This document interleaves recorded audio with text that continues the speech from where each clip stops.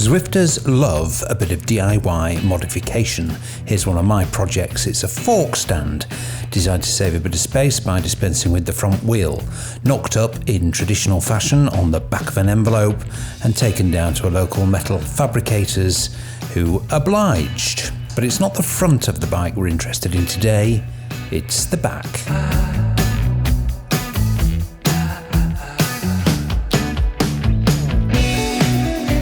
These are all rocker plates or rocker platforms. Most are homebrewed DIY builds, with this one at least using leaf springs, other high-spec materials and with a really professional finish. Others get the same results using commonplace bits of timber, tennis balls, hinges and a big dose of ingenuity. But why, Zwifters? Why? Seated comfort is improved. Standing comfort feels much more natural, and I think it encourages actually standing up more, which then overcomes a lot of the saddle pain that many people find from riding indoors. Well, anything that benefits that area has got to have advantages, but let's just define some terms here. What exactly is a rocker plate? Because there's quite a few variations. A normal bike trainer is rigidly attached to the floor. This basically fits in between that point and allows the bike to rock left and right in an effort to make it feel a little bit more like riding outside. More natural, more realistic, more comfortable. Sounds a no-brainer, doesn't it? Why has nobody made these commercially? I can hear you asking. Well, one company has. They're called Coplate, but distribution is limited. You used to be able to get them in the States, but you can't now, and they're not incredibly cheap. So the vacuum has been filled by enthusiastic amateurs, Chad being chief amongst them. His instructional video on how to build what he calls his rocket launcher is doing a bomb on YouTube. How long would it take, do you think, the average person to follow your instructions, get one of these made? And it's not expensive, is it? The materials are pretty cheap. Yeah, I haven't actually put a dollar value on it. I mean, we're talking a little bit of plywood, some basic lumber, hinges, and part of the reason I did the design was to do something that people could essentially go hit a hardware store, pick up those parts in an afternoon. And as far as build time, I would say a person who's relatively decent running standard wood cutting materials and a screwdriver, drill, that type of thing, could easily do it in an afternoon. It's kind of one of those things where you could grab a pizza and a beer and just have a little build, basically. And if you did it with a couple of friends, you could knock a couple of them out pretty quickly once you do a few of them. But we haven't asked the most important question. Will it make me any faster? For me, and as you can see in some of the videos that I've shot, I'm willing to and able to go ahead and put down full sprint efforts in particular.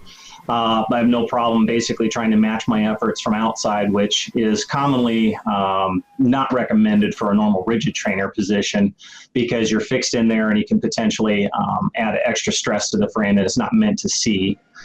So from that perspective, I'm fine doing full out sprints and everything I would do like I was outside. So performance-wise for racing and training and stuff, I just pretty much throw everything at it.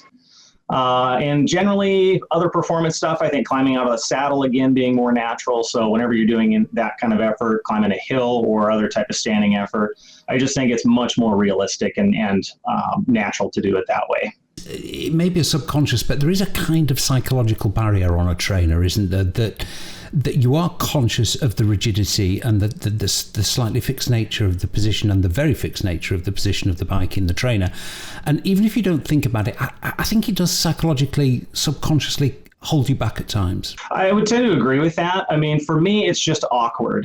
You lose that general sensation of having to balance the bike and just the subtlety of it moving a little bit left and right on you. And it just feels different. I mean, there's no simple way to state it other than that. And it's just unnatural, seated even, but in particular for the standing efforts is the main reason I went down that road, and then found a lot of the other side benefits through the seated as well. I definitely think there's an opening for this, and you see the people who do the DIYs, and that's part of the reason I posted my designs. I just wanted people to be aware of it, number one, and realize that it's not too difficult to do. So that kind of kicked things off, and in the last couple of weeks, there's been more people doing various designs, either springboarding off of mine or coming up with one similar to the other ones I mentioned. And I just think it's great. I really don't care what people do as far as the specific design. I just love seeing the different ways they solve the problem. Yeah. to me, it's just one of those fantastic community things you get around Zwift, you know, and particularly I like it because like I say, it kind of highlights people's ingenuity and you know, everybody likes a bit of a project, don't they, on a Saturday afternoon when it's raining outside and you've already done your Zwift session or whatever, you know. And where do we find your design, Chad? Currently, it's posted on zwiftblog.com underneath the rocket launcher heading, ROCKIT launcher, and you can just find it right on there. It's also available on YouTube. I have all the source videos with links back to the blog, and then specifically the PDF that has the drawings with all the dimensions and the bill of materials for all the things that a person needs to buy to actually put one together. Excellent work, Chad, and well done to all the other Zwifters who've shown such ingenuity. Particular thanks to Kevin Glendinning and Fernando Gazzola, who shot some video especially for this little feature. Thank you very much indeed. I'll try to put links to all of the videos featured in this feature on the YouTube channel in the comments.